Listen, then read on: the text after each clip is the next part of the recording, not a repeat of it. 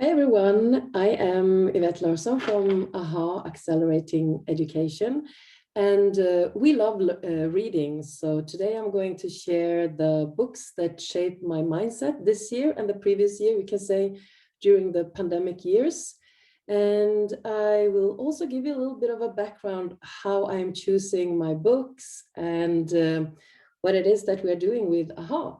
So I am from a very classical background. I did humanistic studies when I went to the gymnasium, which is 100 years now. I studied languages, I studied social sciences, geography, history, art history, those kinds of subjects. And then when I went on to university, did the same thing, languages, pedagogy, methodology, and took a I have a diploma for being a teacher as well. And then I studied media communication and science journalism. So I'm also interested in science and tech. And I think that the space between humans and tech is super interesting. And how we are basically looking at three questions. The first one is, what does it mean to be human in a global age of technology? The second one is, what happens if we educate the heart first and foremost? And the third one is, what should learning be in the 21st century? What are the things that we want to keep? And what are the things that we need to develop? And what are the things that we actually need to bin? So these are things that I am passionate about, and we as a whole at AHA are passionate about and want to sort of we want to share those knowledges, this knowledge with you. So AHA is a fairly research-based company because we are in the sector of learning and education, innovation, and foresight. So all the things we do are based, has a scientific base. And that is also how I've chosen my books this year. So the space between what does it mean to be human and science and tech, these are the things that that pulls me. And I'm also very interested in applied neuroscience and how we can use that to optimize learning and optimize growth. Because at the end of the day, I want to be part of helping you to find ways how you can be happy as often as possible, and to make people thrive and to make communities thrive.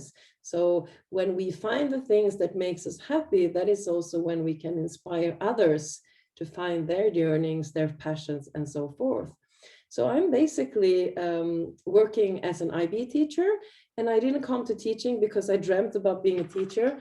I came to teaching because I was pretty good at encouraging others to be the best they can be. So that's why I'm into this fantastic area. Human development is amazing, and we are living in very exciting but also very challenging times now. So at AHA, we are looking at those things. What are the challenges and what are the things that we actually need now in order to not only survive but thrive?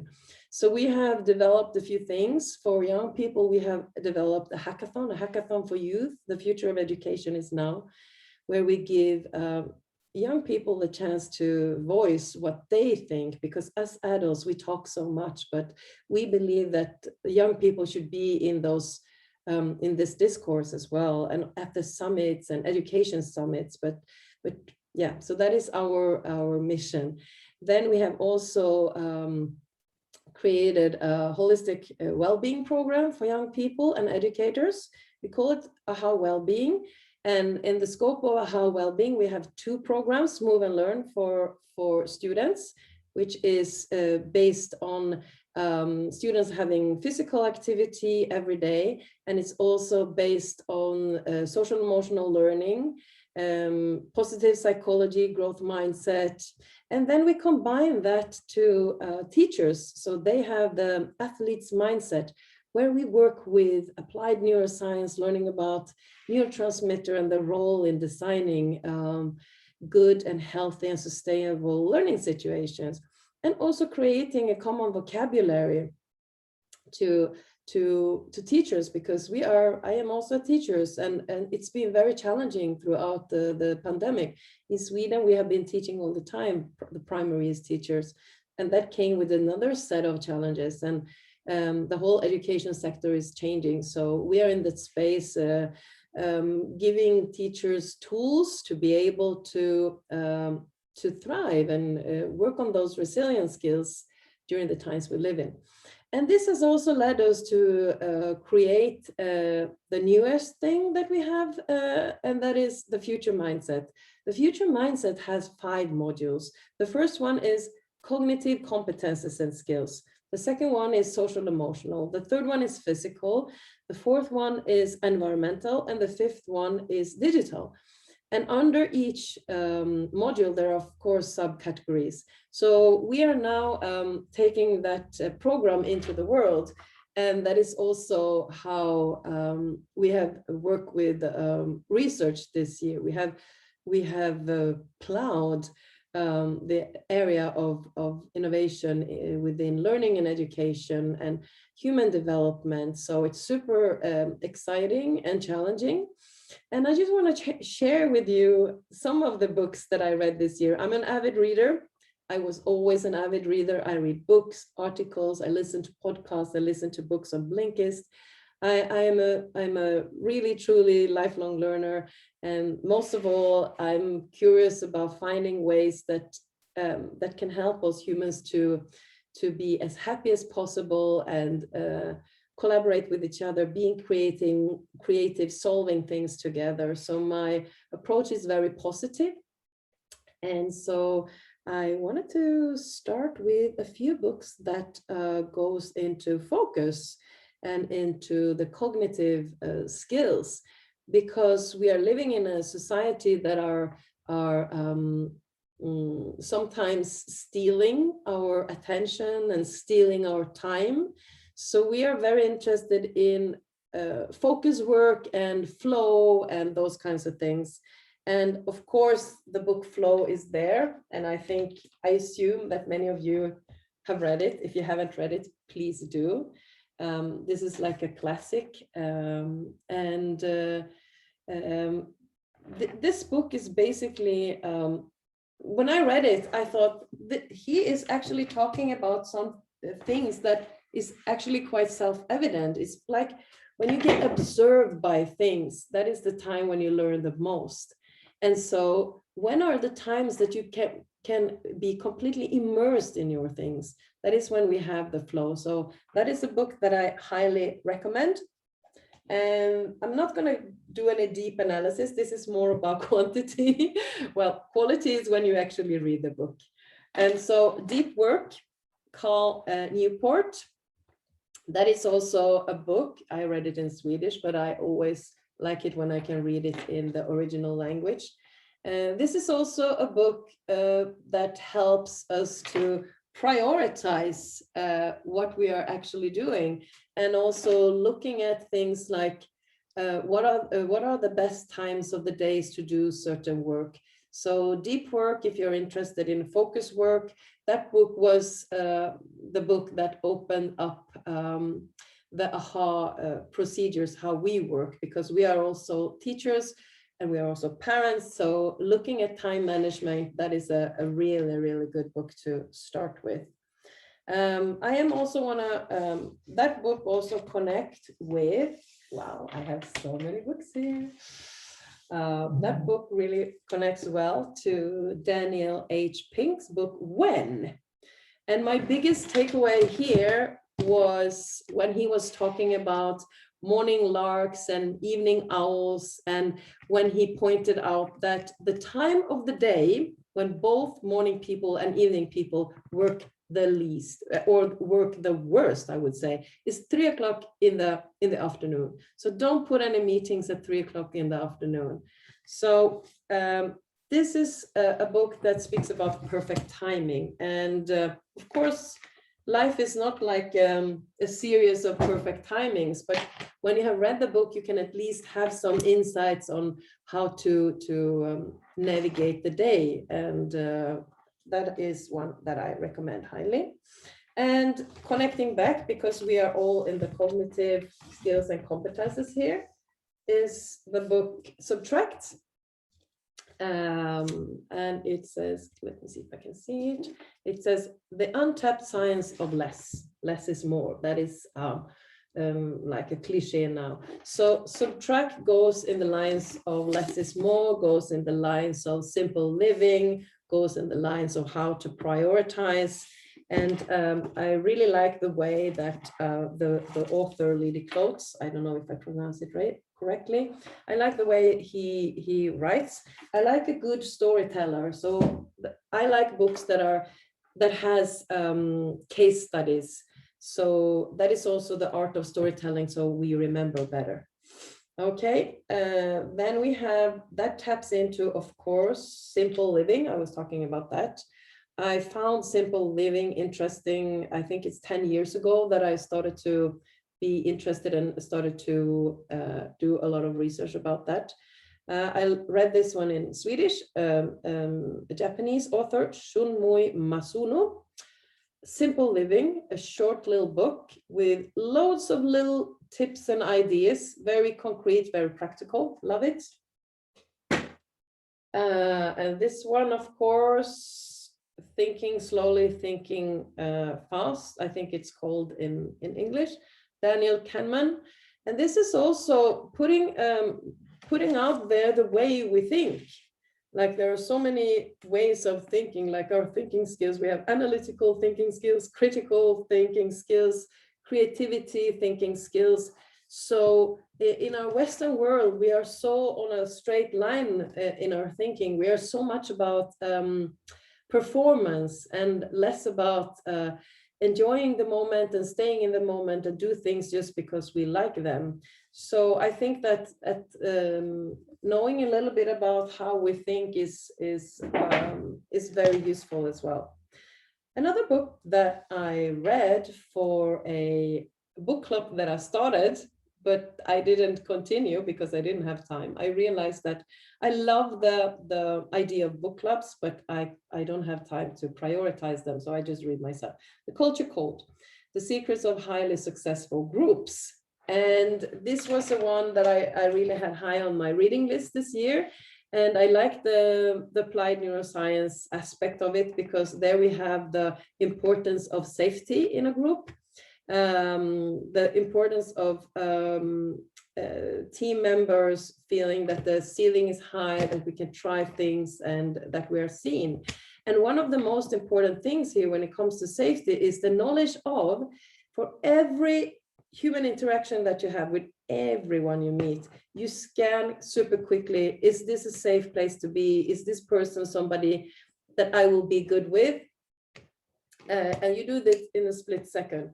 And if that is the case, you will feel some oxytocin, the feel-good hormone, serotonin, that we are having a mutual respect. You will feel the rapport is there.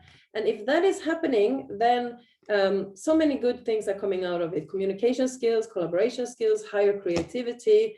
So boosting a team with a lot of oxytocin and serotonin, that is something that is super important. And I work with applied neuroscience methodology now for over 3 years, and I see the difference directly. You can really see, and you can also really see how you build relationships with this, that seeing each other, respecting each other, and showing that love and care for each other, it's so important. And I think with COVID and with social emotional learning becoming a good thing, focusing on well-being, this is the starting point to really care for each other and actually show your care for each other. That is the fundament of a good teams. And also, of course, one of my favorite passion area, that is also to have fun together, like creating those endorphin-rich moments, like joking with each other and smiling and laughing. And because when we are in a room full of endorphins or in a room full of laughter, we also create that trust, because somebody that you laugh together with, you will trust and you will find it easier to collaborate with. So this one, Culture Code by Daniel Coyle, read it. And then another one that caught my interest in October this year, Hyperfocus, How to Work Less and Achieve More by Chris Bailey. Super good book in the same sphere of cognitive skills, executive function. And this is also something that I'm trying to do teaching and learning with my students, with my kids, with anyone who takes our courses, on how to get to that hyper-focused stage when you get into the flow. Very, very interesting book. Now comes a book that I want to read that I haven't read yet, but I want to share it with, because I like the title and I also like the front page. The front page is the hook that captivates us. 7.5 Lessons About the Brain by Lisa Feldman Barrel. I just love the title and it just pulled me. I bought this one. I picked this one up at Copenhagen Airport when I went to Amsterdam in October. Haven't read it yet. If anybody hasn't read it, please tell me about it. But it's on my reading list. And then something that is tagging on to what it means to be human as well in this global age of technology. So we go into the cognitive, the physical, like when I say physical, I mean our whole being. So maybe it should be physical and spiritual, I don't know. And it also go into tech and science and how we can live longer, perhaps, who knows. 100-year life, living and working in an age of longevity by, let's see, these two authors. And I've been interested in the blue zones for a long time. And in the blue zones, these are places on Earth that has proven to have the biggest amount of humans living up until the age of 100 years. And there has been research studies of why do they live so long? What are the secrets? And so I've been really, really interested in what are the secrets and looking at the food, the way they create community, the way they use physical activity every day, somehow naturally, not going to the gym, helping each other and those kinds of things. And that is also connecting me to, that's why I loved this book so much, The 100-Year Life. And it connects to the book that maybe many of you have read, Ikigai. I read it in Swedish. And Ikigai is also the Japanese sort of formula on life purpose. And so if you want to read one book about life purpose, read the book about Ikigai. And I think I'm super passionate also about things that are Japanese, like Ikigai, like Wabi-sabi, which is about architecture and design, Shinrin-yoku, which is forest bath. So I think that the Japanese culture has many interesting things that I'm super drawn to. And it all comes back to human development, right? Then I had another one that I also loved. I love so many things. This one, The Creativity Code, How AI is Learning to Write, Paint, and Think. And I also liked the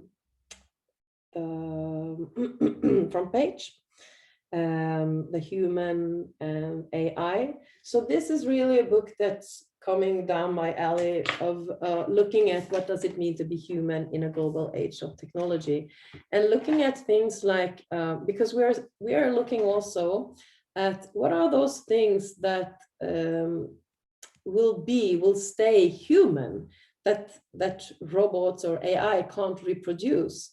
And that little list is becoming smaller and smaller. And if we look now at creativity, like robots are making art, robots are making text and so forth, what is in that space? And that is very interesting. What is reality? What is reality for people in my age? I'm like, what is reality for my kids and their generation? So reading and learning about this is, I think that we all should do that. And I think we all should also add a critical thinking skills to the learning, and also scrutinize a little bit what we are doing online and digging a little bit deeper. My starting point is that I love tech when it enhances humans, but I don't want to become tech. That's my personal approach. So the creativity code, read it, super good. Then I have something else that goes more into, hold on, I will take another book first, actually. I will take the book that is this one, because that goes into the AI. Deep Thinking, Garry Kasparov. And so when he was beaten in chess by AI, that marks a pretty important stage in the human history of AI, you can say, because that was the starting point when we started to see that, wow, they can become smarter than us. So I think this book is very thought-provoking. Read it. This is also tagging into critical thinking skills, and just read it. Super good. Now I'm going to take the one that goes more into mindfulness. And that is the book, I think it's called Silence. I need to check what the English title is. Quiet, the Power of Introverts in a World That Can't Stop Talking. I should read that. I sometimes can't stop talking. So this one, this book by Susan Cain, super interesting. And how can we sort of silence the blur, silence the constant conversations, and also looking at post-digital, because with all this information that we are bombarded with, how can we sort of stay balanced in all that noise? And I think that is a very, very valid point that she's making. And it's up to us how we can find it. Me personally, I love being outside. I love taking walks. I live by the seaside, so I often go and take seaside walks. That is my sort of how I boost and how I keep the silence in me. So I used to say that I want to be able to hear my heartbeat, so that I'm not so bombarded with everything. But sometimes I am. Sometimes I'm also overwhelmed by information. And I come from the north of Sweden. So when I grew up 100 kilometers north of the Arctic Circle. And I promise you that you will find silence there in the wintertime, when it's cold and the snow is everywhere and the sky is crystal clear and you can see the stars because the sky is not disturbed by city lights. I promise you can hear your heartbeat there. So those times of reflections are really, they are really important for us.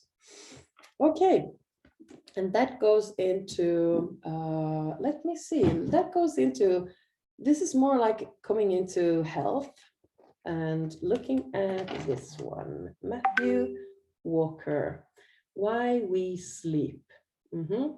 And this one is targeted to both adults and young people. I work as a teacher, and I know as a fact that kids are sleep deprived. They get too little sleep, and I think as adults we do too. And this book is really, I read it not this year, 2 years ago, but I always recommend it. Matthew Walker, and he has also some great TEDx talks that I would recommend you to see.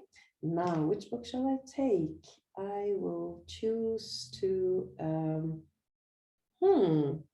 I will take this one, which goes into, this book is the one that tags into environmental competences and skills.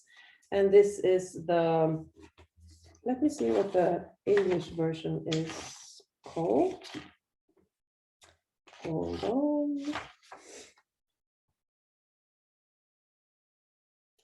Okay, the direct translation. Den obeboeliga planeten in Swedish, The Uninhabitable World, Earth, by David Wallace Wells. This was a book that I read, like I couldn't stop reading, and putting a really realistic mark on climate change and seeing the evidence. And my takeaway here is also as a teacher to really work with the UN goals and work with connecting the outdoors to education and connecting to nature, because a child who lives close to nature, a child who take care of nature will not harm it. And kids are really, they are smarter than us when it comes to this area. That is the book that I would like to recommend.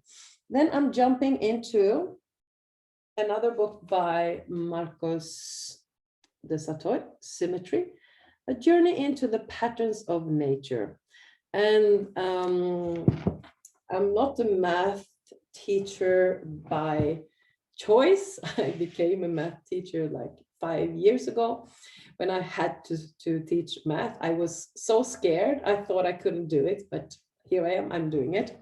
And my favorite topic in math is geometry. And in geometry, you have symmetry. Symmetry goes hand in hand with harmony and balance and seeing those patterns. So this is a super interesting book.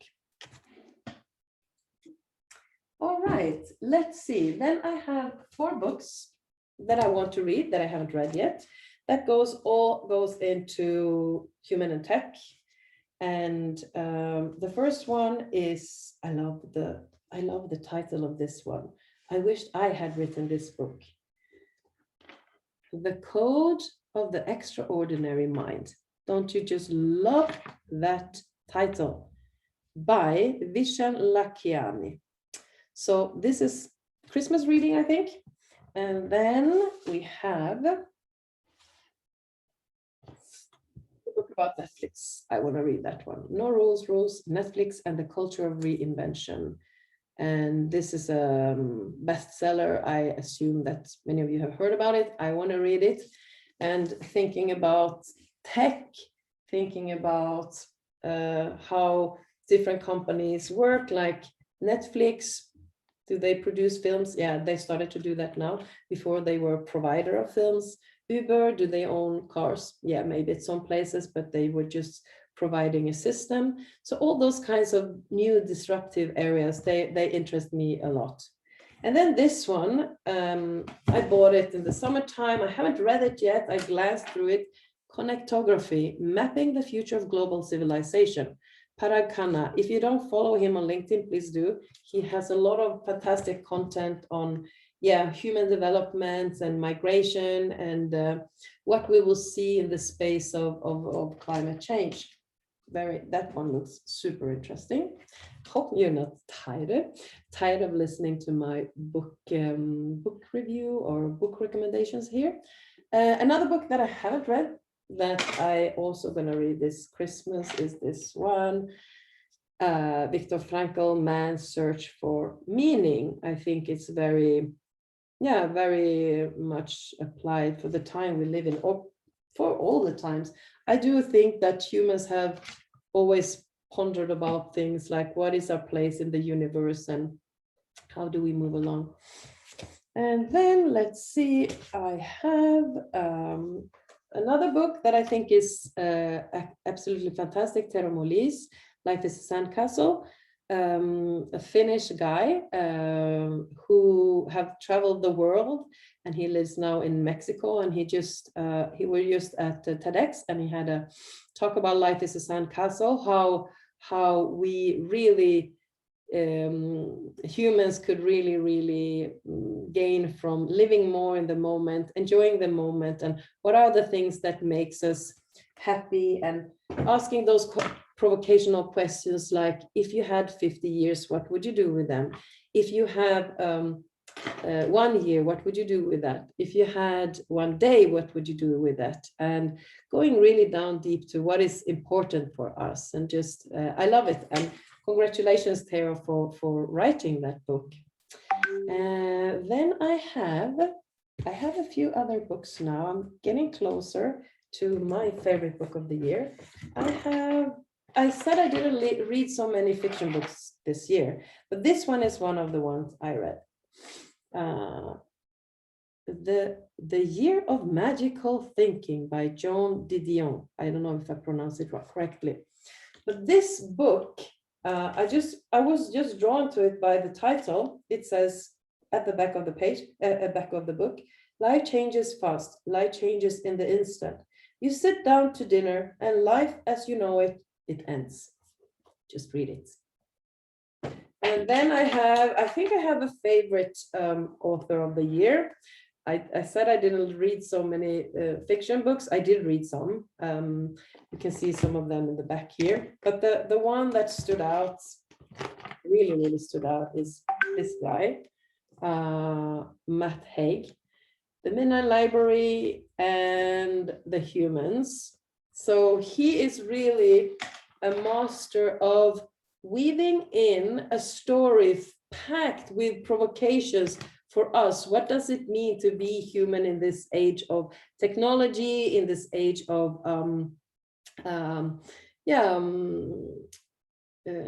our phone apps? They're battling to get our attention and our time, and what are the things that we're really giving our attention to. And actually, the whole year, and with the work of the focus work I'm doing, I'm asking myself this question: to whom and to what am I giving my time? And it really narrows down what you're going to focus on. And then I have a book that I'm reading now, which I think is super interesting: The Web of Meaning by Jeremy Lent.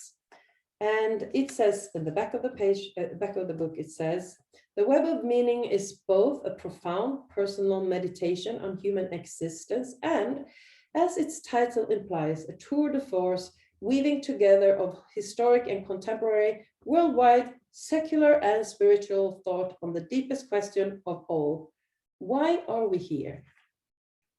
So 2021. All right, now we narrowed down to the things, to the books that I thought was the most impactful. And I think we're getting closer. This one, The Humankind, A Hopeful History by Rutger Bregman, where he is, you need to check him out on LinkedIn and on YouTube and hear him speak. He is promoting a positive future, and he's also saying what many inventors or innovators are also saying, that the future is really what we want it to be. The future doesn't just happen. We are the authors of the future. So this one is, yeah, it has quite a number of pages, but just read it. This one is talking about the human as creator of our own world in a positive way. And it connects really well to another book that I found really impactful this year. Let me see if we can, woohoo, there. No, Survival of the Friendliest by Hare and Woods. I love this book for the message, and the message is that the same thing, a positive one, that humans actually survive as a species because of two things, or actually three things. We have language, we can communicate, we are good at collaborating when it really matters, when the challenges are there, we solve things, we are problem solvers. So in that sense, we are also very creative. So community, collaborative, and creative. And that is the biggest takeaway with this book. It explains very deeply about the research projects, which I didn't find so super inspiring, but the content, the takeaway was just amazing. Understanding our origins and rediscover our common humanity. So this is also really, really well, a book that I highly recommend.